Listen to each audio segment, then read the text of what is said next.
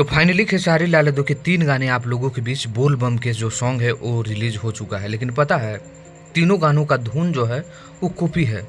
इस बात से आप लोग काफ़ी हमारे से गुस्से हो जाएंगे।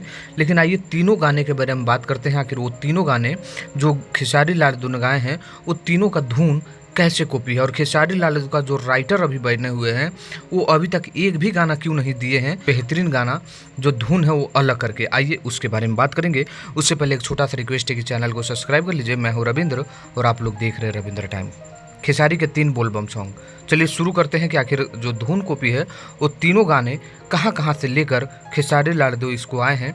आइए इसको शुरू करते हैं। दोस्तों सबसे पहला है मजनुआ के भाड़ा से, जो खेसारी म्यूजिक वर्ल्ड से आया।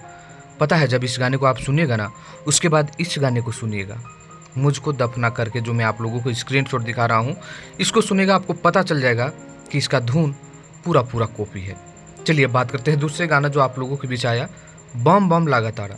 पता है ना ये ग्लोबल म्यूजिक जंक्शन से आया और पता है ये भी गाना का धुन कॉपी है और ये खुशी कक्कड़ का है। हालांकि खुशी कक्कड़ ने इसमें गाया भी है, लेकिन ऐसा थोड़ी होता है कि आप कुछ नए तरीके से नहीं लिखें, उसी को लेकर आके लिख दिए हैं।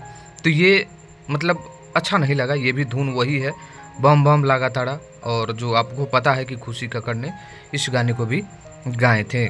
लेकिन अब फिर से एक गाना आ जाता है, चढ़ाई बेलपत्ता। ये भी ग्लोबल म्यूजिक जंक्शन से आया और तीनों जो गाने हैं ना, जिसमें 2 गाने कृष्णा बेदर्दी जी लिखे हैं और एक अखिलेश कश्यप लिखे हैं। तो आज जो गाना आया है वो आशीष यादव के गाना जान के सुनिएगा आप लोग, पटनवा में।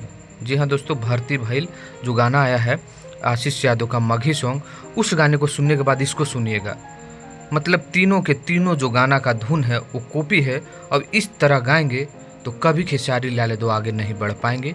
ये आप लोग लिख के ले लो मेरे तरफ। ऐसे ऐसे राइटर बैठे हुए हैं कि अपने से एक भी गाना का धुन नए तरीके से नहीं ला रहे हैं। मतलब क्या है ये, क्या है? दूसरों के धुन पे आप लिख देंगे तो क्या ये आप राइटर थोड़ी हो गए? ये मैं खेसारी लाल यादव को जल्द से जल्द चाहूँगा कि आप नए नए राइटरों से ना गाना लिखवाइए ताकि आप लोगों को नए गाने मिले और सुनने को मिले। आपको इसके बारे में क्या कहना है कमेंट करिए।